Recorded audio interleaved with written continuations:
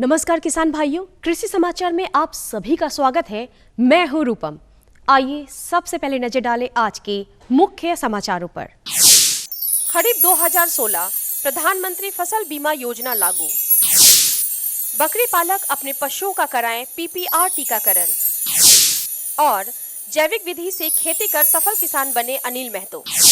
खरीफ 2016 से किसानों के लिए प्रधानमंत्री फसल बीमा योजना लागू की गई है। इस योजना के अंतर्गत जो किसान पूर्व में ऋण ले चुके हैं उन्हें भी आगामी ऋण का लाभ मिलेगा। जिन किसान भाइयों ने ऋण नहीं लिया है उन्हें भी इस फसल बीमा योजना का पूर्ण लाभ मिलेगा।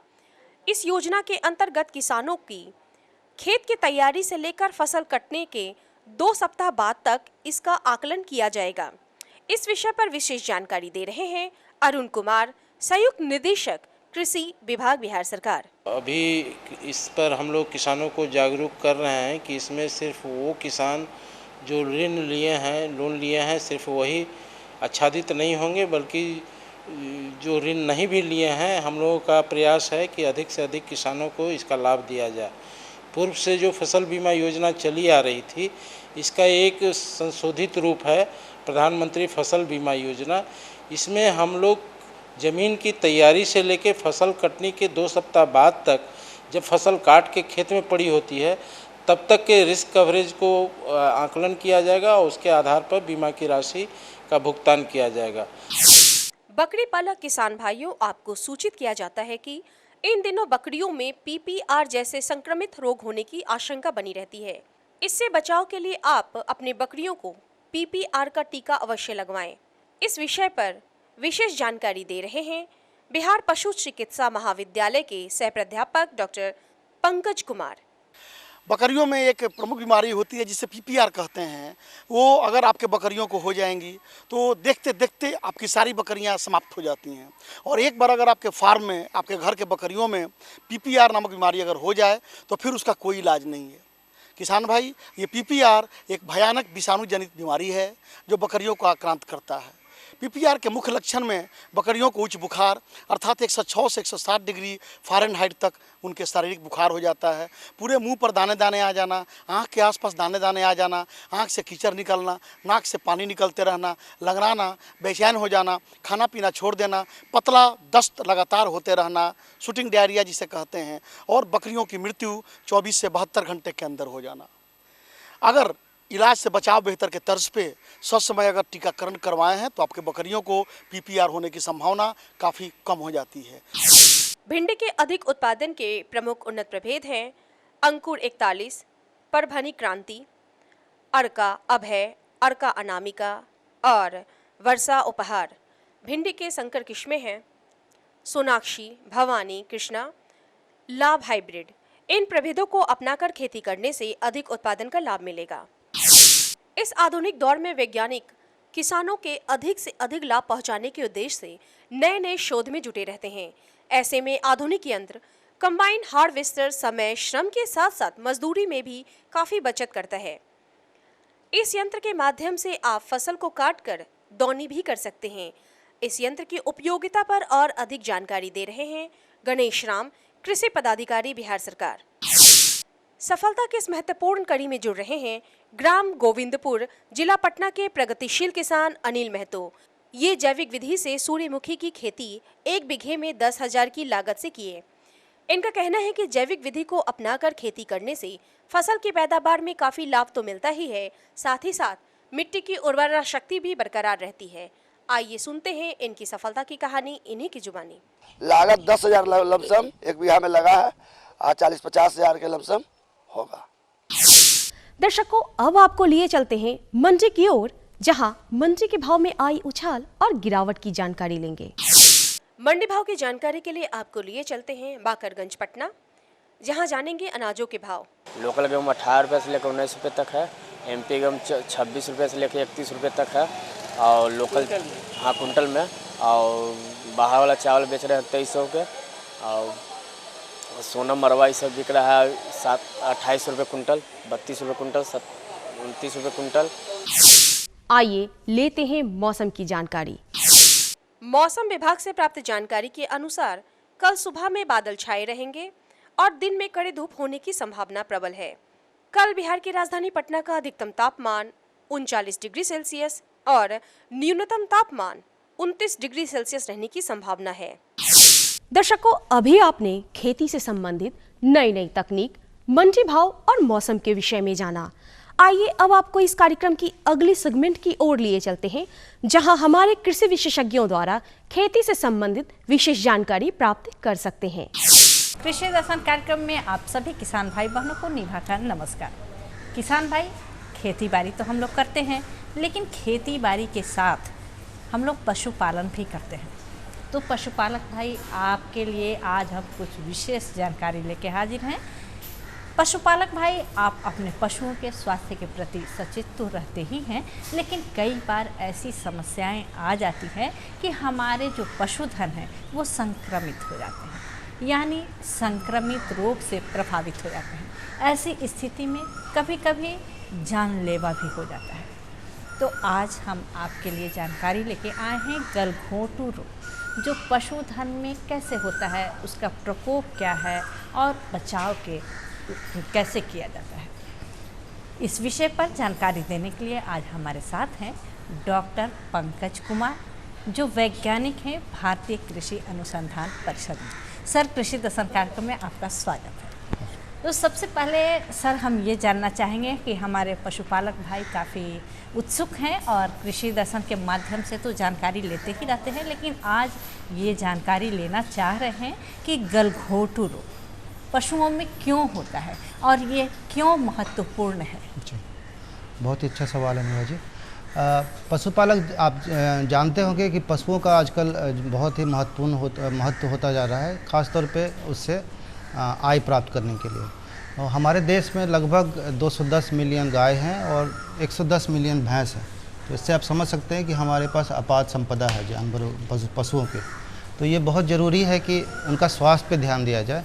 ख़ासतौर पर अगर बिहार में बात करें तो बिहार में भी भैंस लगभग अगर 110 मिलियन पूरे देश में है तो बिहार में लगभग 6.7 मिलियन 6.7 मिलियन भैंस सिर्फ बिहार में है। और 12.5 मिलियन लगभग गाय हैं, गाय मतलब कैटल जिसको कहते हैं, इस बिहार स्टेट में, राज्य में है। तो इन जानवरों में संक्रमण की बीमारियां कई प्रकार की होती है जो हो सकती है, जैसे कि खुरपका, मुँहपका हो गया, गलघोंटू हो गया और ब्लैक क्वार्टर, इसको लंगड़ी बुखार कहते हैं। ये 3 प्रमुख संक्रामक रोग होती है बड़े मवेशियों में। इसके बारे में सबसे मैं आज जो बताने जा रहा हूँ वो गलघोंटू के बारे में। गलघोंटू इसलिए बताने जा रहा हूँ क्योंकि ये ऐसा बीमारी है जो बहुत ही तीव्र गति से फैलता है और इसमें बहुत अधिक मृत्यु दर है। एक बार जानवर में हो गया तो उसमें अगर नए जगह पे हुआ जहाँ पहले कभी नहीं हुआ है तो उसमें 100% तक मॉर्टेलिटी हो सकती है, मतलब मृत्यु दर बहुत ज़्यादा होता है। तो इसलिए इसके बारे में जानकारी बहुत ही ज़रूरी है। इसलिए आज मैं इसके बारे में बताऊंगा कि ये कैसे होता है, किन कारकों से होता है। ये जो है गलघोंटू एक जीवाणु जनित रोग है जो कि एक पस्चुरेला मल्टोसिडा नाम का जीवाणु से होता है। इसके जो होते हैं कई तरह के टाइप्स हैं, जो कि कैप्सूल, एक उसका जो जीव होता है उसका कैप्सूल होता है और एक सोमैटिक्स एंटीजन होता है। उसके बेसिस पे इसको डिवाइड किया गया है। एक 6 तरह का कैप्सुलर एंटीजन होता है, 16 तरह का सोमैटिक एंटीजन होता है। तो जो इस क्षेत्र में, भारत में और बिहार में, जिसके वजह से ये गलघोंटू होता है वो है B2। बी जो है कैप्सुलर है और 2 जो है सोमैटिक एंटीजन। इसके वजह से ये बीमारी ज़्यादा उग्र रूप से होता है। और ये जो है एक बार हो गया, अगर सही से इसका इलाज नहीं किया गया तो मृत्यु 24 घंटे तक में भी हो सकता है।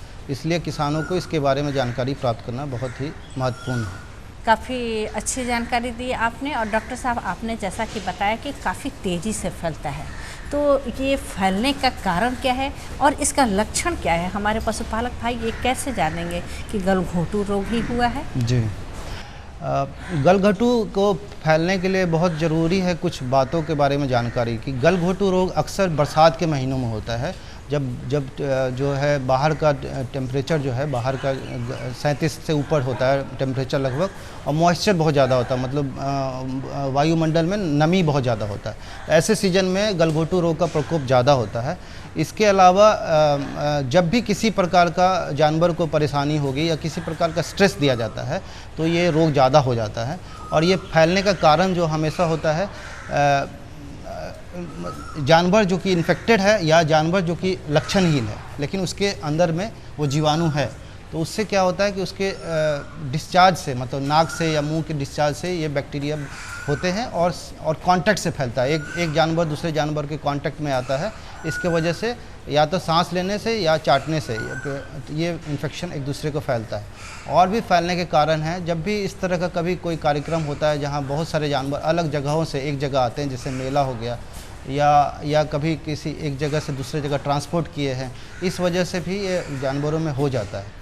इसके अलावा कुछ बातें और भी ज़्यादा महत्वपूर्ण हैं, जैसे कि अगर ये बीमारी जो है गाय, भैंसों, सूअर, इन सब घोड़े में भी ये हो सकता है, लेकिन इसमें ख़ास बात ये है कि भैंसों में ये बीमारी होने की संभावना 3 गुना ज़्यादा होता है गाय से, तो इसलिए भैंसों में ये रोग ख़ास तौर पे बहुत ही महत्वपूर्ण है। तो जैसे कि बताया कि इस राज्य में भी काफ़ी संख्या है भैंसों का, इसलिए भी ये रोग बहुत महत्वपूर्ण है। और इसके अलावा ये जो रोग है अक्सर 6 महीने से लेके 2 साल की उम्र में ज़्यादा होता है।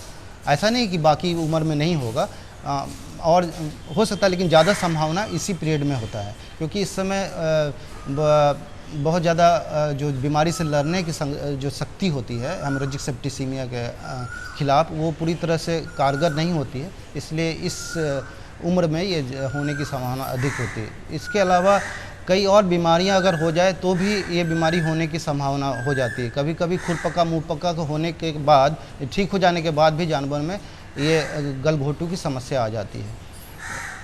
इसके अलावा इसके जो जब ये रोग होता है तो इसके लक्षण बहुत ही आसानी से पहचाने जा सकते हैं।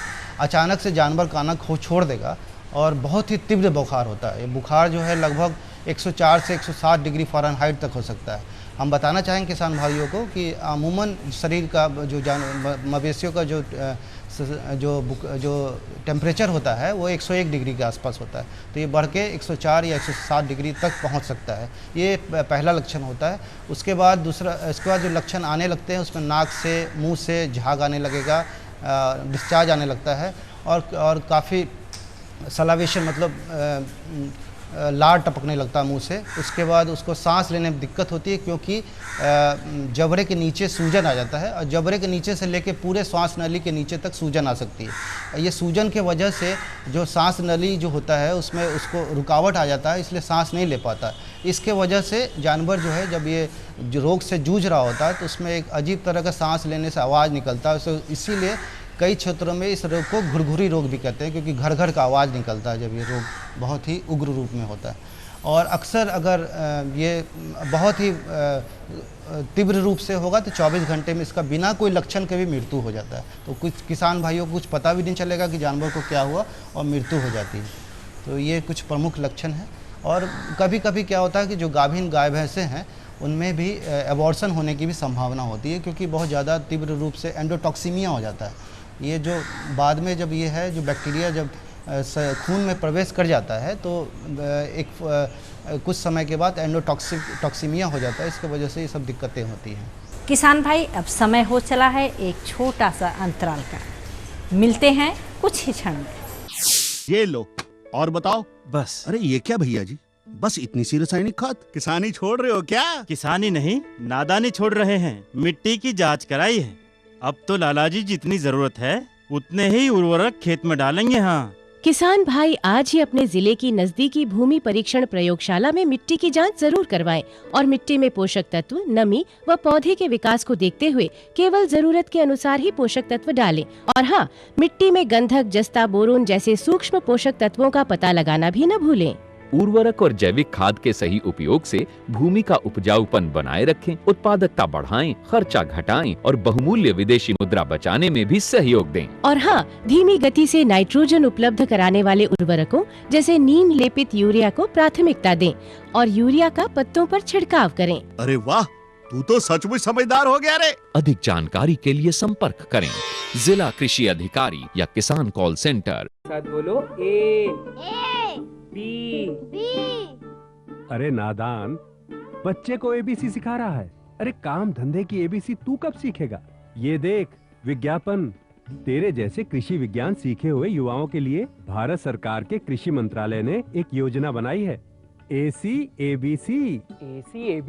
जी हाँ, ACABC यानी एग्री क्लिनिक्स और एग्री बिजनेस सेंटर। इसके तहत कृषि विज्ञान पढ़े युवाओं का चयन होने पर उन्हें मुफ्त ट्रेनिंग दी जाती है और हाँ, अपना कारोबार चलाने के लिए बैंक से लोन भी मिलता है। इसके साथ ही अगर युवा अपने इलाके के किसानों की खुशहाली के लिए उन्हें खेती बाड़ी व अपने कारोबार से जुड़ी लाभदायक जानकारी देते रहेंगे तो उन्हें लोन पर 36 से 44% तक की सब्सिडी भी मिलेगी। तब तो मैं जरूर सीखूंगा काम धंधे की एबीसी।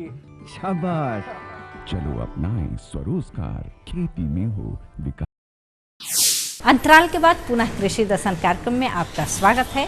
हम जानकारी ले रहे हैं गलघोटू रोग से पशुओं में होने वाले प्रकोप एवं उनसे बचाव। जानकारी दे रहे हैं डॉक्टर पंकज कुमार।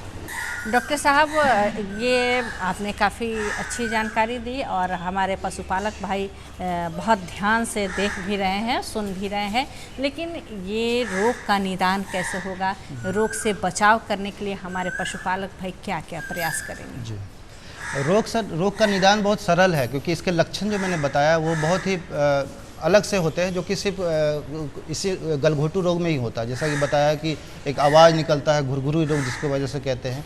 इसके अलावा इसके जो बीमारी होने का क्रम है ये भी बहुत ही खास होता है, इसलिए भी इस रोग को पहचाना जा सकता है, क्योंकि मैंने बताया ये अक्सर बरसात के मौसम में ही होता है। ये भी एक होता है और इसकी खास उम्र भी है होने की। 6 महीने से लेकर 2 साल के जानवर जो होते हैं ये ज़्यादा संक्रमण लेने की संभावना ज़्यादा होता है इन पशुओं में, और भैंसों में इसकी ज़्यादा संभावना होती है, गाय के अगर कंपेयर किया जाए तो ये सब कारण है जिसकी वजह से निदान जान सकते हैं किसान भाई कि इसको जानवर को गलघोटू रोग हुआ है। इसके अलावा बहुत सारे जो लैब में जांच किया जाता है, इस तरह के टेस्ट हैं। उसमें से सबसे प्रमुख ये है कि अगर खून का उससे जांच किया जाए तो उस जीवाणु को हम लोग पहचान कर सकते हैं। वो ग्राम नेगेटिव बैक्टीरिया होता है जिसमें बाइपोलर स्टेनिंग होती है इसके द्वारा।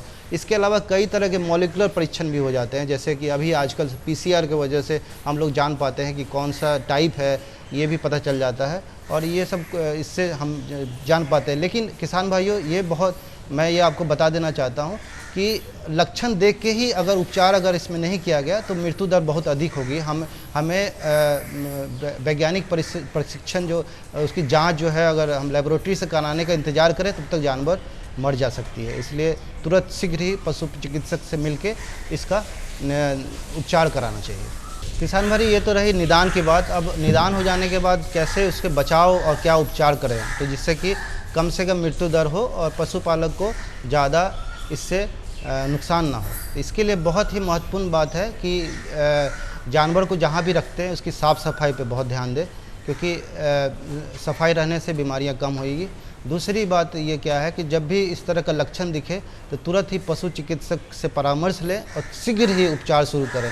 उपचार में बहुत सारे एंटीबायोटिक ऐसे हैं जो बहुत ही कारगर है और पर्याप्त मात्रा में लगा देने से इस रोग से बचा जा सकता है या मृत्यु दर नहीं होगा। जैसे कि इसमें जो प्रमुख हैं, जो सल्फाडिमिडीन एक एंटीबायोटिक है जो बहुत अच्छा काम करता है।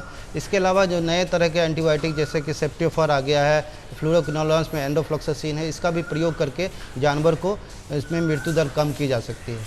इसके अलावा बचाव के लिए बहुत ज़रूरी है कि पशुपालक समय से टीकाकरण कराएं।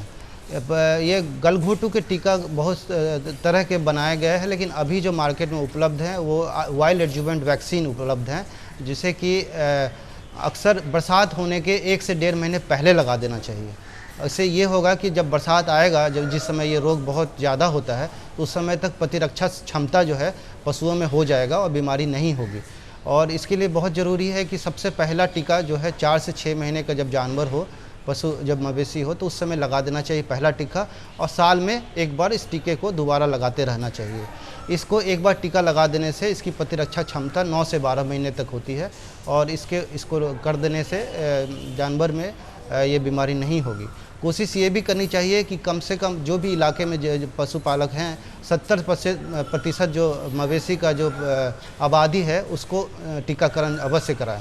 टीके का मूल्य आजकल बहुत साधारण, अगर बाज़ार से लिया जाए तो ये 15 से 20 रुपये प्रति जानवर में एक जानवर में खर्च होता है टीका कराने में, जो कि 1 साल के लिए बहुत ही कोई ज़्यादा मात्रा नहीं है जिससे किसान लगाया जा सकता है।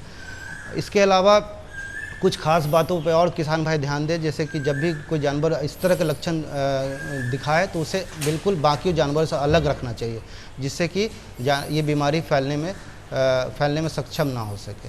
किसान भाई, अब समय हो चला है एक छोटा सा अंतराल का। मिलते हैं कुछ ही क्षण में। सुनो सुनो किसान भाइयों, सुनो सुनो, ओ सुनो सुनो किसान भाइयों, सुनो सुनो, सुनो सुनो किसान भाइयों, ध्यान लगाकर बात सुनो। नीम कोटेड यूरिया आया, खेती में नई क्रांति लाया। इससे यूरिया की क्षमता और बढ़े, नाइट्रोजन जमीन को बेहतर मिले, नीम के गुणों से कीटाणु मरे, पानी को दूषित ना करे। तो भाइयों, नीम कोटेड यूरिया से हो मेहनत सफल, बेहतर हो खेत, पानी और फसल। कृषि और किसान कल्याण मंत्रालय द्वारा किसान हित में जारी।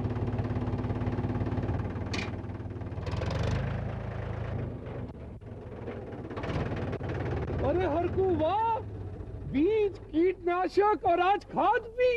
अरे इतना खर्चा कहाँ से? अरे खर्च की चिंता किसे है, मेरे पास है ये किसान क्रेडिट कार्ड। कार्ड? अरे बैंकों द्वारा जारी इस कार्ड से किसान उसकी सीमा तक की रकम कभी भी बैंक से निकलवा सकता है और खेती बाड़ी की सामग्री कभी भी खरीद सकता है। कर्ज के झंझट से भी छुटकारा, और तो और बिजली के बिलों का भुगतान, डीजल इससे खरीदना और आसान हो गया है। तो हरकू भैया एक कार्ड मेरे लिए भी। किसान क्रेडिट कार्ड के लिए नजदीकी बैंक से संपर्क करें और पाएं ढेर सारे लाभ। अंतराल के बाद पुनः कृषि दर्शन कार्यक्रम में आपका स्वागत है। हम जानकारी ले रहे हैं गलघोटू रोग से पशुओं में होने वाले प्रकोप एवं उनसे बचाव। जानकारी दे रहे हैं डॉक्टर पंकज कुमार। डॉक्टर साहब, आपने बताया कि देश को बहुत सारी क्षति भी होती है, नुकसान होती है इस बीमारी से, तो इसका क्या आंकड़ा भी है?